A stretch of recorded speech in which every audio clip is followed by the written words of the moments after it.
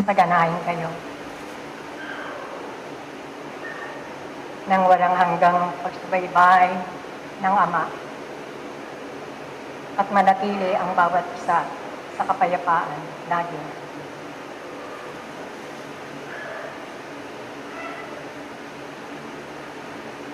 Kayong mga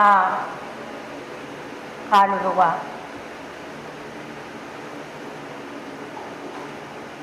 na malimit matagpuan ang mga sarili.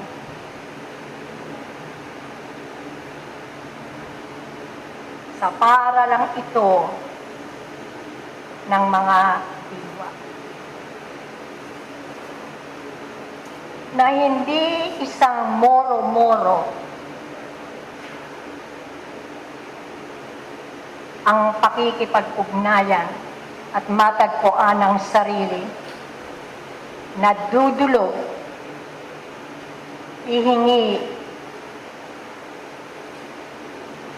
ng awa upang mapatighaw ang kirot ng laman. Ngunit kung kayo ay nagpapatotoo sa paulit-ulit na natatagpuan nyo ang sarili na nag-ahangat ng umamot ng kaginhawahan sa kirot ng laman na inyong nararamdaman. Di sinsana ay magagamit nyo ang panahong ilalagi dito sa makabuluhang gawain na siyang kumakatok sa inyong katawang laman ngayon. Napapanahon, wika nga, na kayo ay pumusag sapagkat unti-unting nararamdaman ninyo ang mga nawawalang sigla at lakas na palatandaan na ang mga salik na kailangan sa pagpapanatili, wag na ng kalusugan ng laman, kundi ng espiritu, ay inyo nang ipagpapatuloy. Kung inyong sinusuri at binibigyan ng bigat ang pahayag ng mahal na direktor sa pasimula ng gawain, ano ang dalawang mahigpit na aral at panawagan sa inyo? Sa kabuuan, ano ang dalawang mabibigat at paulit-ulit na pinabaliwala ninyo? Na bakit ang karamdamang iniiwi ay hindi mapawi? Na kung makakaramdam ng kaginhawahan ay sa mga ilang panahon lamang at pabalik-balik. Sino ngayon ang timbulan ng pag-aalinlangan? Hindi ba kayo binabagabag na natatagpuan niyong palagi ang sarili niyo na humihingi ng tulong upang kayo ay maginhawahan? Pero kung inyong sinusuri at natututo, ano ang sanhi ng kirot ng laman o tinatawag niyong karamdaman? At ano ang dahilan? Bakit patuloy ninyong tinatangkilik ang mga kirot na yan. Mga mag-aaral, kung kayo lamang ay mayroong mataimtim na pakikinig, natututo, maupo lamang kayo sa ligmuan sa loob ng paaralang ito at marunong kayong makipag-ugnayan, hindi ipagdadamot ang dantay ng fluido universal na kailangan ninyo, na yan ay nahapit at nakukuha, ang gamot na mailalapat sa inyong sakit, mga gamot na likas, na nalalaman ng mga patlaya kung ano ang ilalapat at ibibigay sa inyo, na unti-unti ninyong mararamdaman ang kakaibang pagpapala sapagkat naiibsan ang kirot na dinadala. Fluido universal na mula sa mga ilalim ng lupa, sa loob ng mga yungib, sa iba't ibang uri ng katubigan, sa mga halaman at puno. Andiyan ang likas na gamot na nauukol sa inyo na masasapul ninyo. Kung naiintindihan ninyo, nauunawaan ang paulit-ulit na pahayag at pagbabasa. Sa paano pag sinimula na ang pagbabasa, kayo ay nakakalimot na. Hindi ninyo sinusuri ang talim ng salita na ibinabasbas na sa inyo. Lihim na binubuksan ang panaw, ang pangunahing pananggap ng inyong katawang laman, na unti-unti nang naghahanda at nagbibigay ng puwang ang inyong peri-espiritu sa pagtanggap ng mga gamot na kaukulan sa inyo.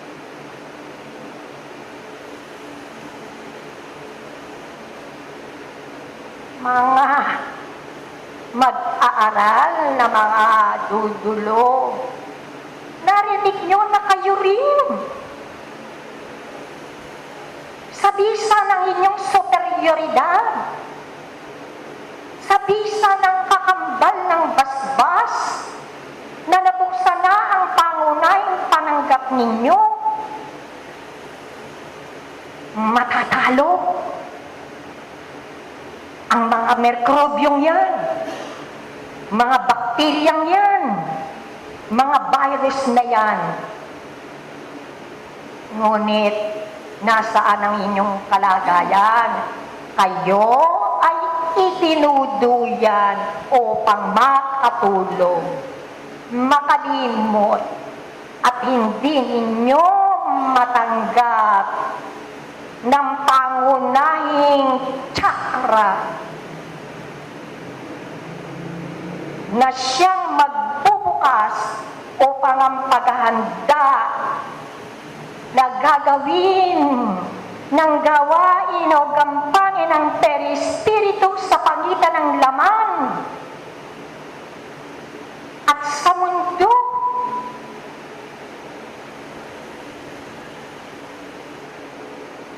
Na kung saan ay nakatakda ang mga patlayang may kakayahan sa paggagamot. Kaya napakahalaga ng paghahanda at mulat na kaisipan. Kaya ang biyaya at ang awa ay hindi nyo masapol sapagkat panandalian lamang. Ginagawa ninyong isang bahagi lamang ng pampalipas oras, isang bahagi lamang ng kaaliwan ng pag-amot ng subaybay. Ngunit alalahanin ninyo na ang pakikipagtipan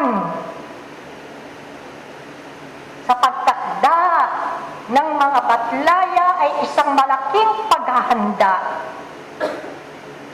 Hindi ito sa isang kasyakmana. Sinusubaybayan kayo. Kung tumitino pa sa inyo ang bawat salitang binibigkas ng inyong direktor, na walang sawang paulit-ulit na pinananamnam sa inyo. Ngunit bakit? Dupaypay pa rin at bigo at hindi magwagi ang inyong espiritu sa kamangmangan ng inyong katawang laman. Na sana matingo sa inyo ang isang yugto sa banal na aklat. Mateo 8, versikulo 1 hanggang 4. Nang si Jesus ay nagpapatuloy ng kanyang pangangaral, sabi ang nakararami, pinag-aaralan, isinasagawa, nagmamasid ang mga pangaral ni Jesus. Na pag nagawi siya sa mga lugar, katulad ng sa tabing ng dagat, sa kabundukan, sa kaparangan, sinusundan siya ng maraming mga naniniwala na sa kanya. Tinanggap na nila ang magnetismo o na tinatawag ninyong lihim na lakas na umalitin sa maraming taong ito. Taunang panahon ay nagpapasimula pa lamang kung sino siya bilang anak ng Diyos na hindi katanggap-tanggap sa mga eskribas at parasero. Mula sa kabundukan, nangaral muli si Jesus. At dito ay narinig niya ang sigaw ng isang lalaking hindi kapanipaniwala ang kalagayan ng kanyang balat. Kinandidirihan at walang sakit nung panahon na yun. Ang kanyang sigaw habang mabilis na tumatakbo at pilit na marating ang kinaroroonan ni Jesus ay sinabi niya, ikaw lamang ang makapagpapagaling sa akin. Sa iyong pagdantay ng palad sa alinang bahagi ng aking katawan, ako ay gagaling. Narinig ni Jesus ang sigaw at ang mga salita ng lalaking ito. Siya ay bumaba at nilapitan.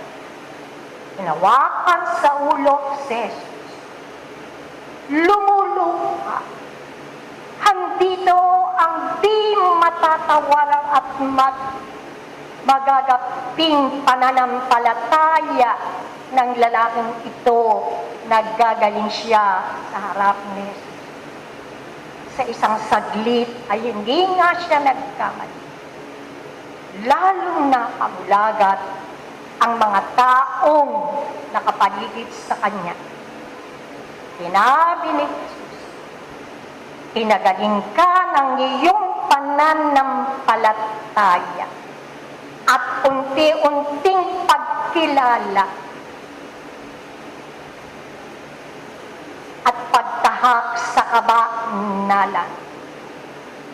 Huwag mong pagsasabi kahit kanino ang naganap na ito sa atin, kundi tanggapin mo ang handog na ito at ibigay sa mga arestado at ano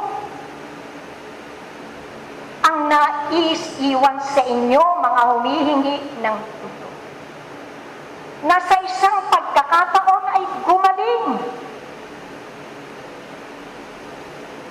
Ang hindi makaliwanag na karamdaman ng balat na pinandidirihan at hindi pa natutuklasan kung paano ito ay malulunasan.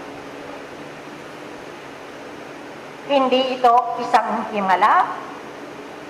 At sa paaralang ito, kayong mga may karamdaman ay nalalaman ninyo ang lakas na nagsaliko upang utusan sa magitan ng superioridad ng kabanalan at kaliwanagan ni Jesus ay natalo. Yumukyo, umalis ang mga merkrubyong sumisira sa balat at laman ng lalaking ito. At ano ang handog na ibinigay ni Jesus sa lalaking ito? At sabihin na ito ay mula sa kanya.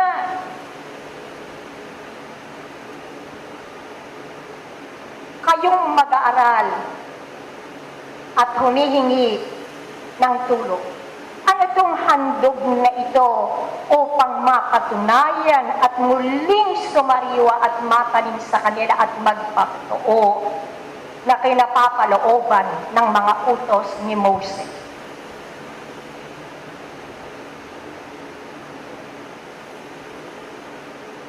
Matatalinong mga mag-aaral na hindi lamang katulad sa karaniwang medikong tao, na sasabihin ninyo na ito ang aking karamdaman. Ngunit kayo ay tinatawagan ng pansin na kailangang patalasin ninyo ang inyong isipan at damdamin kung paano unti-unting nagwawagi ang digmaang yan ng inyong kalusugan at ng anumang bakterya, virus, o anumang pinatawag ninyo sa larangan ng teknikal na medikal na katawagan. Ano ang inyong nilaban? Binigyan ng diin yan sa pahayag na binasa ng inyong direktor.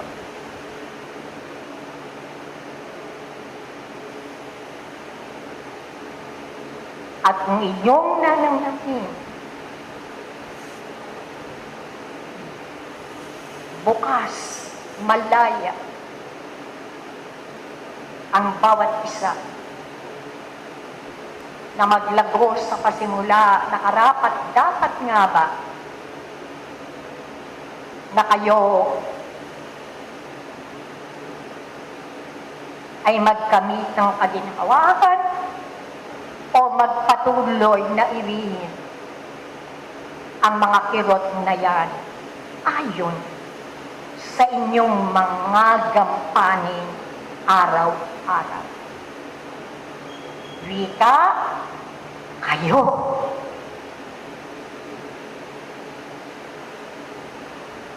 Ang sanhi ng inyong mga karamdaman. At yan ay pinaliwanag ng buong buo at ng may diin. Paano ka ngayon na hindi mo na maramdaman ang mga kirot na yang siyang lagusan at pagkato ng inyong mga budhi sa pagkalimot sa handog ni Moses sa bawat isa sa inyo. Patuloy tayo ng gawain, may mga tutulungan, mga kaluluwa.